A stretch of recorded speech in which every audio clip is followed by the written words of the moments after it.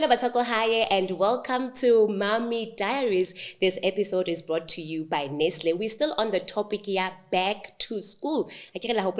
Back to school. Back to reality.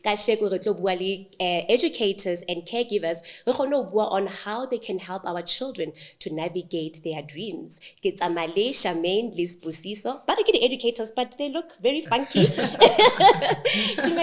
How are you? I'm good. How are you? Good, thank you. So I enjoy when people introduce themselves. Tell us, what do you do, and yeah. All right, so I'm a deputy principal at one of Joburg's most prestigious high schools, public high schools, called Greenside High School. I'm also a digital or social media influencer, rather.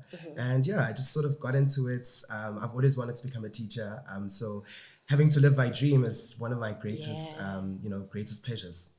Charmain? I'm Charmain. I teach life orientation and dramatic arts in a school in Benoni. I'm a teacher by profession and a mother by nature. And I love what I do because art is my language, and having the opportunity to teach dramatic arts, it's one of the most amazing things I can say. So I like what you talk about, because now times have changed. Before, when we were in school, there was no social media. Yeah. And how do you incorporate that, education and social, because kids are always on their phones. Yeah. Go TikTok or go Instagram, but how do you tell me about that, being a content creator? Yeah, so for me, it really started during COVID-19 times. I was away from school, away from the kids, and I wanted to find a way to connect with my kids, the kids that I taught at that time. And I started my own YouTube channel called Swaggy School Teacher. So there was an opportunity for me to continue to teach the learners. I then went on, I touched a lot of lives. I think my YouTube channel and the platforms that I was on reached millions of people. And I then went on to, create other digital educational spaces where I've taught on other platforms. And for me, it's so important for me as an educator to diversify myself, to exist outside of the classroom and to also be of help to other people in the world, and to a lot of other teachers, a lot of other parents. And I think being able to exist within multiple spaces, rather, which social media allows for, really helps in creating and helping these children in nurturing their dreams and wanting to become what they want to be. Yeah. That's so beautiful, because sometimes social media can be so negative but positive at the same time, and it's good that you're using it in that way. Charmain, you are teaching one of my favorite subjects, life orientation drama. So let's talk about that. How is that important in helping the kids, life orientation and drama? With life orientation, I'm sure everybody knows that there's that portion where it talks about careers and career choices. And I feel it's one of the most important subjects, because sometimes learners don't really know what they want to do. So with teachers like myself, I really sit down with kids, have random conversations on passages, and ask really, what is it that you love doing? You know what I mean? And with dramatic arts, of course, that's a specialization subject where you know that I want to be something in the arts one day. It's not necessarily about just acting. There's a lot of things. There's your cinematographies, there's your photographers, and so on and so forth. So with those two subjects, I feel it's especially life orientation, it's one of the most important subjects, because then there's different types of learners or different types of learning skills. So there's learners who kinesthetic learners, they learn best by doing. And then we've got visual learners who learn best by seeing, and we've got oral learners who learn best by hearing. So with life orientation, you can actually identify different types of learners, and then you can nurture them into going to certain careers depending on the kind of learners they do. So it's one of the most important. My plea is also to parents also to actually be involved, know your learners, understand them, ask questions, so that you are able to help them in different careers. Careers are no longer teacher, doctor. No, there's actually more. There's influencers, and it is a career, provided you do it right. And so I believe that it's the most important. It's one of the most important subjects, and it's nice because I get to interact. I love interacting with kids. Generally, that's one of my favorite things. Yeah, there's things in school, politics are always there. But once I get into class, that's my happy place. If it means I must be there the whole day, I would. But unfortunately, I also have kids at home, so I still need to go back and, but it's amazing being in that space. You touched on a very important part, caregivers, because sometimes as parents, like I remember when I was trying to look for a school for my daughter, I had to understand the type of person she is. Is she going to be able to thrive in a class full of 24 other kids? Because when I be like the public school, your parents did not ask you, hey, oh shame, she needs, because people think special needs ki hangwana a ile segwele or anything. Sometimes some kids don't thrive in so how do you help caregivers to be able to learn their kids so that they can help them, because in that way they'll be able to help them planning their future and all of that. So what advice would you give to caregivers about paying attention to kids? Like you said, kids are different. Do you want to take this one? Okay. I would say that this thing is a triangle. It's between me, the caregivers, and the children. If we work together, caregivers should actually create room. Learn your child, understand, like you say, you had to go through that so that you understand what kind of a learner or what kind of a child you have. So, for example, I know my son, I've got a 6-year-old who loves music, and I saw that through him just playing the kind of toys that he would enjoy playing with. Then that's when I thought I actually should maybe give him an extra class or take him to extra lessons for music, because maybe this is his thing. You know what I mean? So caregivers should really create a room. Ask questions, like I said. Sit down with your kids. Understand your kids more than anything. Just be available. Just rock up. Show up as much as possible. That's the advice I would give them. Sibusiso? Yeah, I just want to take on from that. I think knowing your child is so important because then you're able to know what opportunities you can create for them. Most of the time, we as teachers, when we tell parents rather, about their child not being suitable for this particular school, we are like we're like the demons, and my thing is I found that with parents that know their children, they take them to an art school, they take them to a school that allows their child to grow and to be the best version of themselves, and that's what our role as educators and rather caregivers is to really to help them nurture their dreams and to get them there. So I really think that spending a lot of time being attentive as a parent about what it is that your child needs and communicating with them as well, and also being attentive to their actions. You were talking about careers. The other day I was mentioning I'm also a life orientation teacher, by the way, to my grade 12s, and I said to them well, you have to go to university next year, there's a lot of pressure metric, and they I just saw this one boy, just like you could just see his world was just shut. And it's because we're speaking of a traditional way of becoming successful. We're not talking about being an influencer. We're talking about university. There's no one way of sort of reaching your success or achieving whatever it is that you want to achieve. So I think us being actively attentive and watching out for the things that our children are showing us and that they're telling us, I think will get us there. And then you spoke about the communication between the collaboration thing between the mom or the parents and the teachers and the child.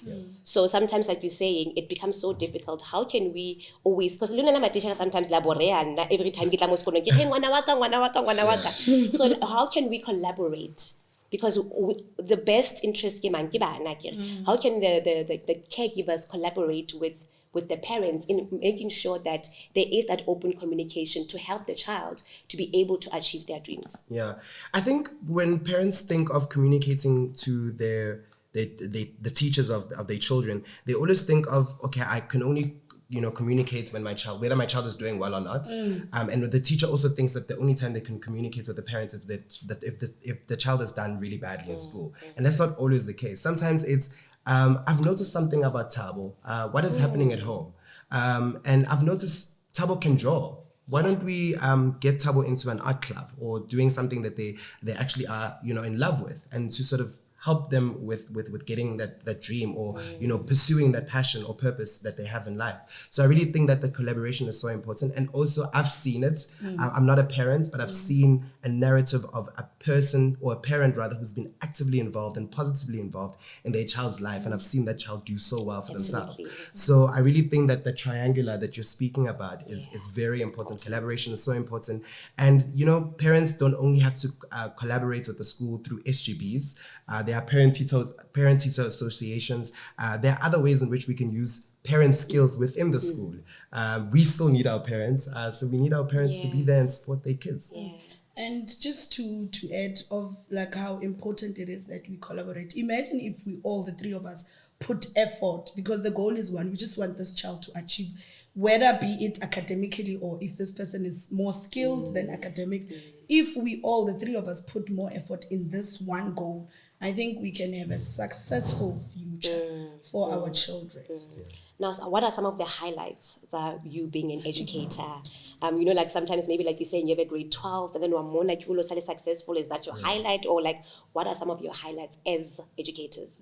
Okay, because I mean it's difficult teaching grade 12. So I teach grade 12 dramatic arts as well as life orientation. So the best thing that ever happened, I think it's achieving 100%. Ever since I've started teaching grade 12, I've been achieving with a good average, 60 plus average. So I think that for me is everything. And seeing learners who, when they came in grade 10, they didn't know what they wanted to do. And through drama, they were able to say, ma'am, I want to go to TUT, for example, to pursue this art or this acting thing, because you also love it. Because I believe that energy is everything. So I've got so much energy in my class, and so they get that from me and be like, I like that. I want to be like that teacher, the energy and everything. So for me, it's seeing my kids successful. Absolutely. Yeah, sure. For me, I guess apart from my own achievements as a teacher, I mean, having to be a deputy principal at the age of 30 has been one of my biggest career highlights. When you were young, the deputy principal,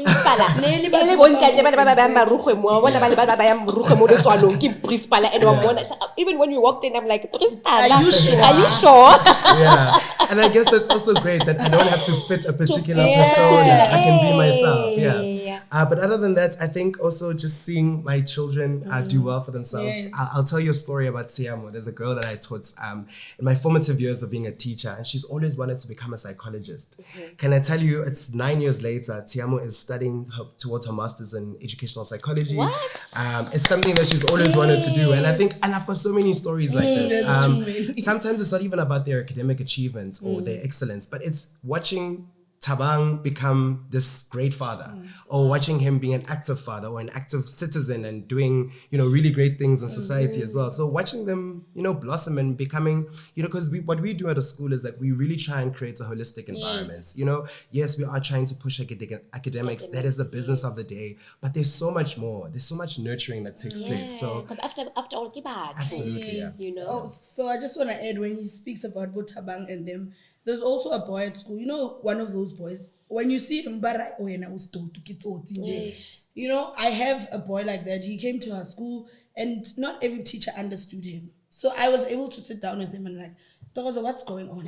And I through the art, because he was doing dramatic arts, he was in grade 12 last year,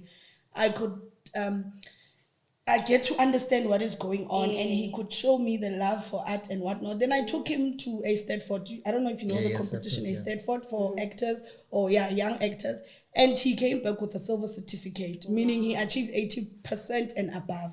And when we presented during awards at school, everybody was like, how did you do that? So for me, that is everything. That makes me sleep at night. The fact that I'm able to pick out those learners that are not wanted, or they seem different, or so for me that is also one of the proudest moments, if I can say. Yeah, but I think I like what you said, especially because you communicated with him. Because sometimes kids are so misunderstood and not knowing, go high, maybe there's problems or there's maybe daddy issues or mommy issues, but at the end of the day, they still have dreams. Yes. Now let's also talk about, lastly, let's talk about extramural activities. I mean, my story is that, like, because I had to. My thing was acting because but because it was a public school, acting was not a subject. It was just like, skit. After school is after school, let's like drama mole. But because my mom liked coming to school to watch me, had she not come to school to watch me when I perform, she was not going to allow me to come to Joburg to study acting. So I'm just saying, let's also talk about the importance of after school. Yeah, I think new skills. Yeah. I think you chatted about how parents can choose the right school for their child. I think it's also looking at the extramural program. So at my school, I'm the deputy that oversees sports. I also am the choir manager. I know everything. So I'm involved. They must put your pictures at the school. I'm like Charmain, we never leave the school. I was just at school just yesterday as well. But for me, it's when a child is involved in extramurals, they learn so many great values: discipline, teamwork, how to socialize with other people, how to make new friends, especially for new grade 8s and new grade 1s when they're involved in sports, And then also there's that mentoring and guiding partnership with the coaches as well. And also, again, I say to learners, taking part in extramural is not about getting 4 colors or achieving in it. I think you need to see the value of it in you becoming a better person and being able to adapt well to what is happening in society as well. And it really teaches you a great deal of empathy and love and compassion and having to work and collaborate with other people as well. So I really advocate for extramurals. I even advocate for teachers to take part in extramurals because you may struggle with a particular child in class, but in the field, they're like a totally different person. And that relationship could build from that. So extramurals are so important. If I could give marks for it, I would. I wish they could. But so important and valuable in a child's life. Yeah, I mean, I share the same sentiments. Extramurals are very important. I always say to my kids, guys, you can't come to school, go to all 7 subjects or 9 subjects and then go back home. You need to interact. Also, it forms part of interaction with other learners and your peers also, right? So it is very important that learners do Skoloki extramural, guys. I'm just saying. Yes. And then how different are you, since I get more podcasting, Mommy Diaries, how different are you from being a teacher and being home as a mom? Like, do you also educate your children? But I like you because homework was about it's not always, I don't know all the subjects, by the way. But Basali Wabanyan, it's 6 and 3, so they're still young. I've always loved kids. So interacting with them, it's no different to except obviously age difference. Yes. But I do teach them. I enjoy sitting at home with my kids. I allow them to play the songs that they love. We dance together, and I also teach discipline. They know 8 o'clock it's bedtime every day, no fail. Every day 8 o'clock. So my mom loves reading. So she's one person that always reads with them. So when she's home, she takes out a book and reads with them before they sleep. So that for me is everything. But being a mom is amazing. I don't want to lie. I enjoy it so much. Yeah. If I could, I would do it over and over and over again. But the economy is not allowing. It's shaking there and there. But I really enjoy being a mom. I really enjoy. I'm blessed to have those two beautiful babies. Yeah. Any last words, just to wrap it up, and also the importance of having that communication with our kids to be able to, so that they can be able to achieve their dreams or their plans for the year. Any last words? Okay, I would say we should not, as teachers, generally, we should not underestimate our kids or overlook them. We should take care of each and every child in the class, as different as they are. Like I said, there's different types of learners. So let's pay attention to the small details, because sometimes parents are unable to see those things, be it maybe I'm always at work 24 hours and whatnot. But if I, as a teacher, would communicate that to the parent to say, Umtanako is very good with this. I think you should do like Sibu was saying. That is very important. So for me, let's pay attention. Parents, let's avail ourselves. Let's create room and a space of openness so we can have these conversations. It's important. I love that. Look at you, Maya. Yeah. Sure. For me, I really think that greater sense of community and collaboration is important for everybody within the school sector. I think we need to look away from looking at bigger structures that should be governing our schools. I think we need to look at ourselves internally, at how we are becoming, or how we're helping these children to become better people. I think our greater purpose in life is really to help them, to assist them. Teachers should not only obsess about the child's academic performance, they should look at the greater picture. Parents should also, again, teach children to be adults. You need to teach your child to be organized and also be consistent with some of the skills that we teach them in school, and you also continue with them at home. And not only formalize education to only happen in the school sector, but it happens everywhere. We're learning right now. So I think, creating more opportunities like that for parents to also be involved is very important. But also for teachers to be nicer people. When something, what teacher I won't say his name because we find now, he made me hate to go to class because of but like the way he was teaching, it was more of than like how you say you're full of energy and what. If I would be a teacher, I'd be so kind and not break, because sometimes teachers can break. I think the objectives should always be learner-centered. What are we trying to get this person to become at the end of their schooling life, and what kind of adult do you want them to be? Okay, no, thank you so much for joining me. Thank you for having us. We would really like to collaborate, know your children, let's communicate, and let's help them to achieve their dreams. Mapaseka Koetle, Mommy Diaries. Don't forget to enter your Nestle Back to School wish list. The website is on the screen.